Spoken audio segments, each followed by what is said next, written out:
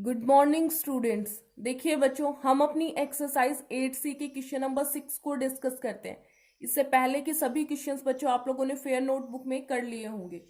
देखो, question number 6 समझने से पहले बच्चों हमें कुछ वर्ड्स के बारे में पता होना चाहिए।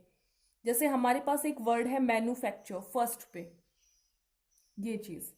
तो बच्चों ये वर्ड जो है इसका क्या मतलब होगा? मैन्युफैक्चर बच्चों का मतलब कि जहां पे एक चीज बनती है, जैसे एक फैक्ट्री है, वहां एक पेन बनता है तो वो उसकी मैन्युफैक्चरिंग स्पेस हो गई, या आप उसे मैन्युफैक्चरर कहोगे। Second word is wholesaler. कि आपके पास होलसेलर क्या होता है? बच्चों सपोज कीजिए मैं आप लोगों को एक टेबल के थ्रू समझाती हूँ तो आप समझिए।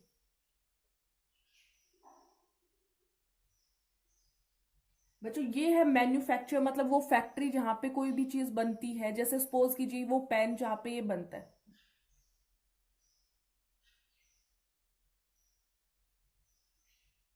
ये है बच्चों होलसेलर। होलसेलर का मतलब क्या होगा कि ये यहां से, जैसे बहुत सारे होलसेलर होते हैं, एक ये फैक्ट्री होती है बच्चों।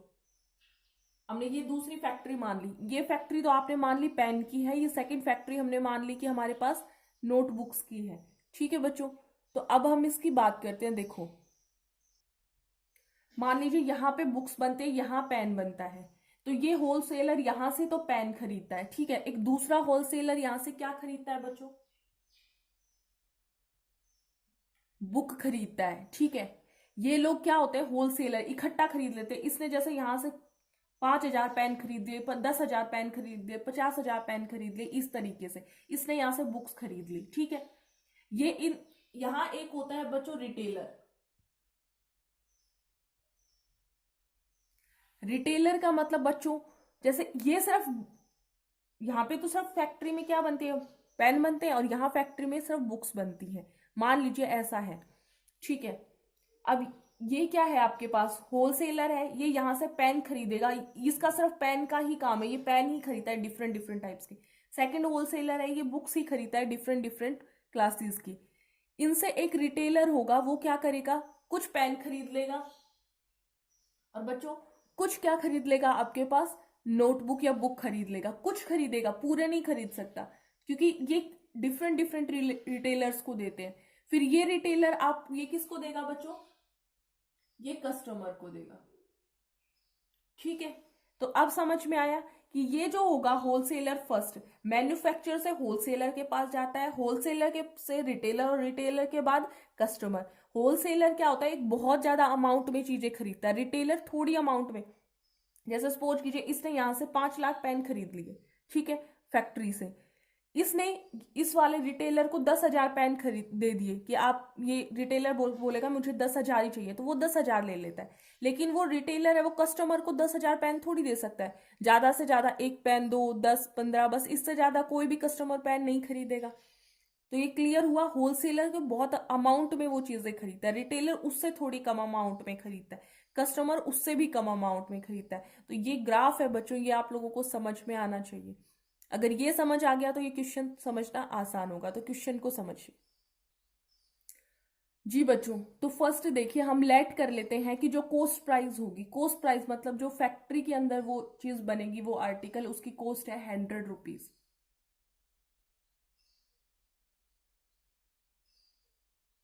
Manufacture cost is cost of article is equal to ₹100। ठीक है बच्चों, 100 हो गया। अब हमें क्या निकालना है? प्रॉफिट होगा 18%। तो बच्चों सेलिंग प्राइस क्या होगा? Selling price of manufacture to wholesaler. बच्चों मैंने ये शॉर्ट फॉर्म में लिखा है, WS, इसका मतलब होलसेलर, आपको फुल उसमें लिखना है, ठीक है। तो ये कितना होगा बच्चों? 118 रुपीज हो जाएगा, क्योंकि ये 100 है तो 18, 100 पे 18, सॉरी देखो 18% उसको प्रॉफिट हुआ, तो बच्चों 100 पे 18 रुपए होगा, तो वो 118 रुपीज हो जाएगा। ये सेलिंग प्राइस किसका होगा? जो फैक्ट्री वाला होलसेलर को देता है, ठीक है। अब हम बात करते हैं किसकी? हमारे पास selling price of wholesaler to retailer, जो होलसेलर है वो रिटेलर को कितना देगा बच्चों? तो ये रिटेलर को कितना देगा बताइए बच्चों? 118 तो पहले से है ही वो रेट, इसमें ऐड कर देंगे 20% ऑफ 118। सॉल्व कीजिए, 20 से बच्चों 20 कैंसिल, 118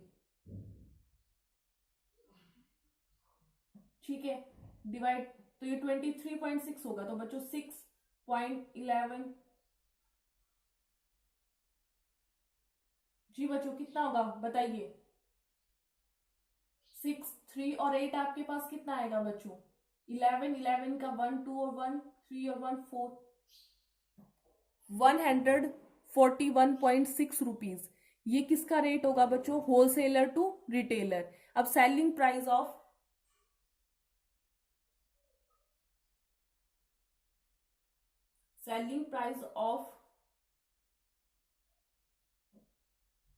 रिटेलर टू कस्टमर। अब आपको कस्टमर के लिए निकालना है, तो बच्चों कस्टमर के लिए ये कितना होगा? 141.6 में प्लस करेंगे कितना बच्चों? 25% ऑफ 141.6। तो ये बच्चों कितना आएगा? सॉल्व करके जल्दी से बताइए कि इसका आंसर क्या होगा। तो बच्चों ये आपके पास कितना आ जाएगा? सॉल्व करेंगे तो 177। तो बच्चों सेलिंग प्राइस आपके पास रिटेलर टू कस्टमर आ गया 177, ठीक है। और आप लोगों को मैंने बताया था क्या, क्वेश्चन जब हमने सॉल्व किया था कि यहाँ पे कस्टमर ने पे कितने किए? 30.09 रुपीज। तो आप लोगों को क्या निकालना है? Cost price. कॉस्ट प्राइस का फॉर्मूला क्या होगा बताओ? कॉस्ट प्राइस का फॉर्मूला होता है सेलिंग प्राइस 1 प्लस में प्रॉफिट अपॉन में 100, यही होता है बच्चों। तो आप देखिए, कंपेयर कीजिए, कोई चीज 100 रुपए में बनी और 177 में ब्लास्ट तक बेची गई, तो उसको कितना परसेंट का फायदा हुआ? प्रॉफिट कितना हुआ बच्चों? प्रॉफिट इज इक्वल टू 77%, यही होगा। 177 में से 100 को माइनस करेंगे तो बच्चों कितना आ जाएगा? 77%। तो हमारे पास प्रॉफिट आ गया 77। इसे सॉल्व करके देखिए बच्चों कैसे होगा। सेलिंग प्राइस आपके पास कितना होगा बच्चों? 30.09, 1 प्लस में 77 अपॉन में 100। इसे आप सॉल्व करो बच्चों, इस पूरे पार्ट को। ये आपके पास कितना आएगा सॉल्व करने के बाद? जी बच्चों इसे आप सॉल्व कीजिए और सॉल्व करके मुझे आंसर बताइए कि कितना आपके पास आएगा। बच्चों इसे सॉल्व करोगे तो आपके पास आएगा 17। मैं आपको ये क्वेश्चन दोबारा एक्सप्लेन करती हूँ बच्चों, ध्यान से समझिए। देखिए, मैन्युफैक्चर कोई कॉस्ट लगा ली उस आर्टिकल की ₹100 है कि 100 रुपए में वो आर्टिकल फैक्ट्री में बनता है। Selling price manufacture to wholesaler, wholesaler को कितने में पड़ेगा बच्चों? 18% प्रॉफिट हुआ, मतलब 118 का। Selling price wholesaler to retailer, wholesaler retailer को कितना देगा? 118 तो है ही, प्लस में 20% ऑफ 118 निकालेंगे तो कितना आ जाएगा? 141.6 रुपीज, ठीक है बच्चों। अब ये तो selling price wholesaler to retailer है, लेकिन रिटेलर किसको देगा? कस्टमर को देगा, तो उसका क्या होगा? 141.6 में प्लस करेंगे कितना? उसका 20%, 25%, सॉरी 25% सॉल्व किया तो बच्चों 177 आपके पास आया। अब देखिए उसको बच्चों, कहाँ उसने 100 रुपए में चीज बनाई थी और उसने बेची कितने में? 177, लास्ट तक कस्टमर के पास इतना गया, तो उसको प्रॉफिट कितने का हुआ बच्चों? मैन्युफैक्चरर को 77% का, क्योंकि 100 से कोई चीज 177 में गई तो 77% का उसको प्रॉफिट हुआ। अब आपको सेलिंग प्राइस गिवन है 30.09 रुपीज, आपको प्रॉफिट भी गिवन है 77%। आप लोगों ने कॉस्ट प्राइस का फॉर्मूला पढ़ा ही है, सेलिंग प्राइस अपॉन में 1 प्लस प्रॉफिट अपॉन 100, प्रॉफिट की जगह 77 रखा, एलसीएम लेके सॉल्व करेंगे तो ये डिनोमिनेटर कहाँ चला जाएगा? मल्टीप्लाई में। तो 30.09 मल्टीप्लाई में बच्चों 100 अपॉन में कितना हो जाएगा? 177। सॉल्व करके बच्चों कैलकुलेट करोगे तो ₹17 इज द करेक्ट आंसर। देखिए बच्चों ये क्वेश्चन थोड़ा बड़ा था, इसलिए आज की वीडियो में मैं यही क्वेश्चन करवाऊंगी, कल डिस्कस करेंगे। Thank you.